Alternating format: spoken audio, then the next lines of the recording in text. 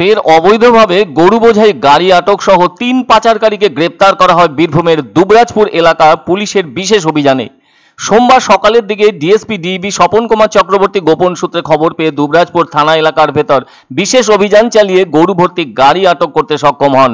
গোহালিয়ারা বাস স্ট্যান্ডের কাছে একটি মাহিন্দ্রা পিকআপ ভ্যান আটক করা হয়।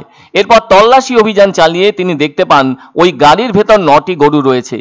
গাড়ির পেছনে কাঠের স্লাইড দিয়ে ঢাকা এবং কাঠ দিয়ে তৈরি দুটি বাংকারের ভেতরে রয়েছে গরুগুলি। ডিএসপি ডিবি স্বপন কুমার চক্রবর্তী তাদের কাছে গরুগুলির ব্যাপারে বৈধ কাগজপত্র দেখাতে বলেন।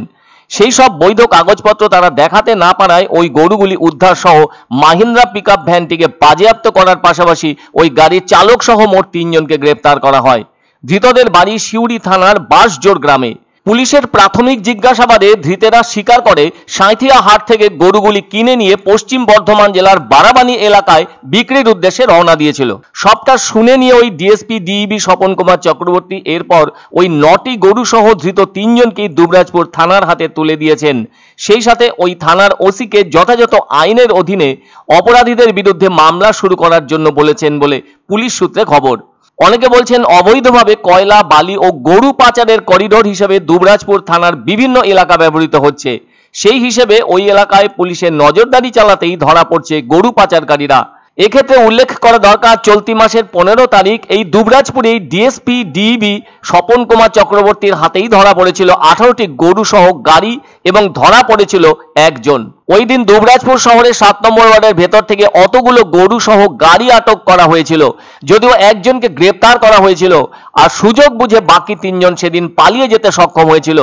ওই গাড়িটিতেও কাঠের স্লাইড দিয়ে ঢাকা ছিল আর তার ভেতরে ওই 18টি গরুকেই কঠিনভাবে রাখা হয়েছিল। ওই দিনও অতগুলি গরুর ব্যাপারে কোনো বৈধ কাগজপত্র দেখাতে পারেনি ধৃত পাচারকারীরা। ফলে ওই দিনও গরু সহ ওই পাচারকারীকে দুবরাজপুর থানার হাতে প্রত্যর্পণ করা হয়েছিল। জানা গেছে আগের গরু পাচারকারীর বিরুদ্ধে মামলা শুরু করা হয়েছে। এদিকে মাত্র 4 দিনের মধ্যে ফের অনেকগুলো গরু সহ গাড়ি আটক হলো সেই দুবরাজপুরেই। সেদিন ধরা পড়েছিল একজন পাচারকারী আর এদিন ধরা পড়ে গেল 3 জন পাচারকারী। এদিকে এদিন দুবরাজপুর থানার অধীনে থাকা বগদেশ্বর পুলিশ ফাঁড়ির সামনে গরু ভর্তি গাড়ি আটকান জেলা সদর থেকে আসা ডিএসপি ডিবি স্বপন কুমার চক্রবর্তী। এর ফলে ওই অঞ্চল জুড়ে পুলিশের ভালোই টহলদারি চলছে। তা না হলে তো গত দুদিনে 27টি গরু উদ্ধারে মোট 4 জন পাচারকারীকে গ্রেপ্তার করা সম্ভব হতো না পুলিশের পক্ষ থেকে।